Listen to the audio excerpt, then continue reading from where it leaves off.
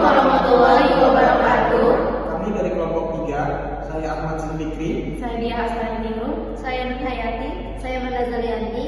Kami akan mempresentasikan pertemuan 5 dan 6.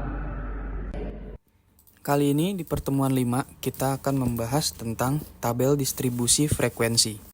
Tabel distribusi frekuensi adalah penggunaan cara tertentu untuk mengelompokkan data hasil pengukuran atau perhitungan data mentah menjadi kelas-kelas.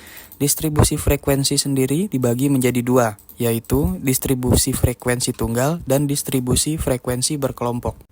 Untuk distribusi frekuensi tunggal merupakan distribusi di mana nilai atau kategori dari data tersebut adalah satu atau tunggal. Berikut contohnya. Distribusi frekuensi tunggal vertikal dari data di tabel di sebelah kanan.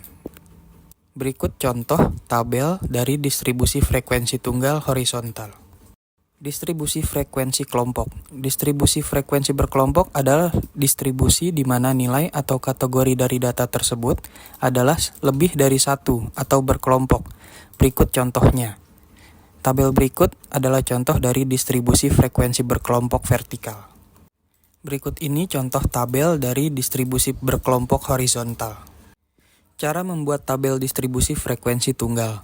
Berdasarkan data di samping, maka dapat dihasilkan pada setiap kategori dalam tabel berikut di bawah ini. Nilai dan frekuensinya bisa dilihat dari tabel di bawah ini.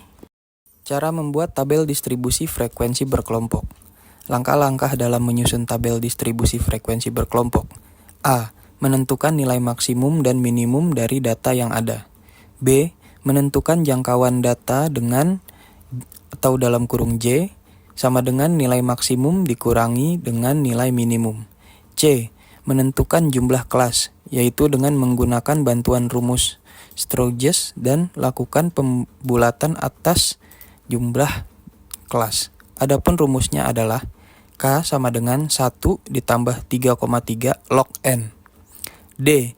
Menentukan panjang kelas atau interval. Untuk menentukan panjang kelas atau interval yaitu dengan membagi antara jangkauan atau J dengan kelas atau K sehingga rumusnya adalah sebagai berikut. P sama dengan J dibagi K. Di slide ini kita akan membuat tabel distribusi dari data berikut. Langkah-langkahnya adalah 1. Menentukan nilai maksimum dan minimum sehingga dari data tersebut di atas maka diperoleh nilai maksimalnya adalah 80, nilai minimumnya 20. Yang kedua, kemudian menentukan jangkauan data dengan rumus jangkauan data atau J sama dengan nilai maksimum dikurang nilai minimum sama dengan 80 dikurang 20 sama dengan 60. Yang ketiga, selanjutnya adalah menentukan jumlah kelas dengan rumus jumlah kelas atau K sama dengan 1 ditambah 3,3 log N sama dengan 1 ditambah 3,3 log 35 sama dengan 1 ditambah 3,3 dalam kurung 1,544 sama dengan hasilnya yaitu 1 ditambah 5,095 dan akhirnya mendapat hasil 6,095 dibulatkan ke atas dalam nilai tempat satuan menjadi 7.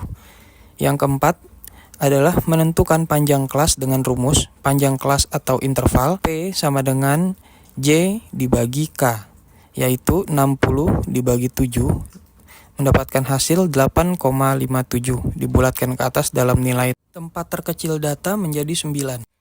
Sehingga tabel yang terbentuk adalah sebagai berikut. Nilai dan frekuensinya bisa dilihat dari tabel di sebelah kanan. Di pertemuan 6 kali ini, kita akan membahas tentang diagram.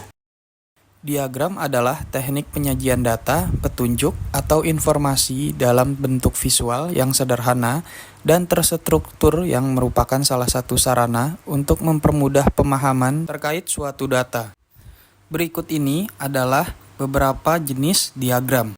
Yang pertama, diagram lingkaran. Diagram lingkaran dapat disajikan dalam bentuk persentase atau derajat. Setiap persentase atau derajat dalam lingkaran mewakili frekuensi dari keseluruhan data. Berikut adalah contoh diagram lingkaran pada slide ini. Kemudian ada diagram garis.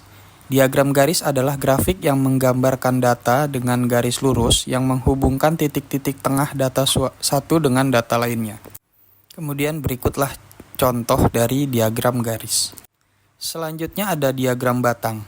Diagram batang adalah teknik visualisasi data yang menggunakan batang berbentuk persegi panjang. Berikut contoh dari diagram batang. Ada pula diagram batang daun. Diagram batang daun adalah diagram yang memuat hubungan nilai tempat angka. Berikut contohnya. Di slide selanjutnya ada diagram radar. Diagram radar adalah diagram yang berbentuk menyerupai sarang laba-laba menarik yang memperlihatkan sebaran posisi data dari titik pusatnya. Berikut contohnya. Ada juga diagram bar. Diagram bar adalah diagram batang dengan posisi horizontal. Dan ini contohnya. Selanjutnya ada diagram area. Diagram area adalah diagram yang menunjukkan besaran wilayah data. Berikut contohnya. Kemudian ada diagram scatter. Diagram scatter adalah diagram titik yang dapat memperlihatkan sebaran data. Berikut contoh dari diagram scatter. Diagram stok. Diagram stok adalah diagram yang menampilkan 3 hal, misalnya harga terendah, rata-rata, dan tinggi. Berikut contoh dari diagram stok. Diagram surface. Diagram surface adalah diagram yang memperlihatkan 2 batasan, misalnya terendah dan tertinggi. Berikut contoh dari diagram surface. Yang terakhir ada diagram bubble. Diagram bubble adalah mirip scatter tetapi dengan bentuk gelembung. Berikut contoh dari diagram bubble. Kesimpulannya, diagram adalah suatu representasi simbolis informasi dalam bentuk geometri 2 dimensi sesuai teknik visualisasinya. Terima kasih, sampai bertemu di pertemuan selanjutnya. Sekian penjelasan materi dari kelompok kami. Akhir kata kami ucapkan wassalamualaikum.